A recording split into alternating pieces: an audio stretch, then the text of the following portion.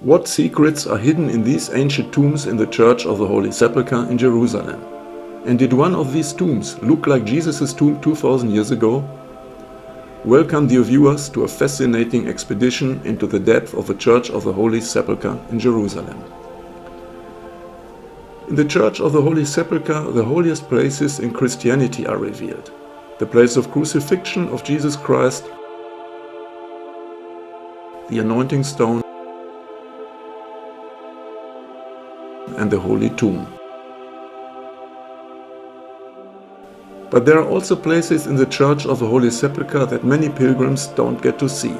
Today we will visit one of the hidden places of the church, which will expand our view of the burial and resurrection site of Jesus Christ. So join me on this unique exploration. We start at the Aedicula, the impressive chapel above the tomb of Jesus Christ. Every day, thousands of visitors admire the Aedicula and sometimes wait patiently for hours to come into the burial chamber for a brief moment. Not only according to tradition, but also according to the prevailing opinion of archaeologists, the tomb of Jesus Christ lies here. Let us reverently enter the burial chamber, the holiest place in Christianity. Visitors are presented with a protective marble slab that has housed the Holy Grave since at least the 16th century. However, the actual grave remains hidden. In 2016, the marble slab was removed for the first time in at least 500 years. Surprisingly, another marble slab was discovered underneath this slab, under which the remains of the actual grave can be found. However, the view of these remains is hidden from visitors. And of course, the grave did not look like this in the burial chamber 2000 years ago. So what did the grave and therefore the resurrection site of Jesus Christ look like? Look at these crowds of visitors here at the Aedicula. People are waiting for access to the Holy Grave. We walk around the Aedicula and directly opposite, behind the visitors, there is an entrance to a Syrian Orthodox chapel that goes unnoticed by almost all visitors.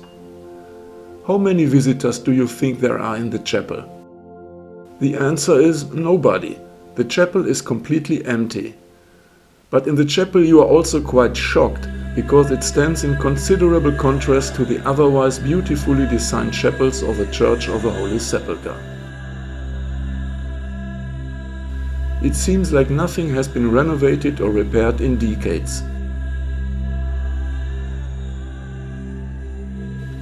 If visitors ever find their way here, they often leave without knowing what is hidden here. On one side there is an old altar, partially charred by fire, which somehow looks like a throne. The interesting thing about the chapel is revealed by a low dark entrance. Did you just notice this entrance when the camera panned through the chapel? Let's go inside. As soon as you pass, you enter a dark chamber which is now somewhat lit by these candles. I turn on a flashlight.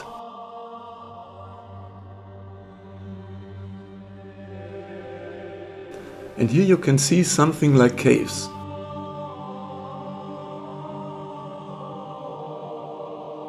We are in a low little chamber, and if you shine a light inside, you can see that they are not caves but chambers carved into the stone.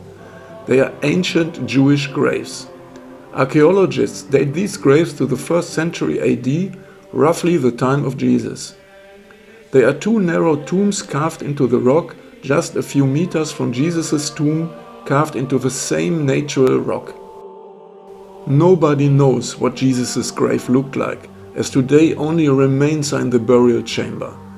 However, it is very likely that it looked like these graves or something similar, because the graves here date from the same period and Jesus was buried in the tomb of Joseph of Arimathea, which he had actually purchased for himself. One of these tombs is believed to be the tomb of Joseph of Arimathea himself, as he ordered it to be buried near the tomb of Jesus. It cannot be the tomb of Jesus, because Jesus was buried in a single tomb. So what does the essence of this exploration bring us? On the one hand, it is further evidence that the grave of Jesus is actually located in this church since, as we can see, the area here was demonstrably used as a burial site. Essentially, on the other hand, it gives us a concrete idea of what Jesus' grave might have looked like.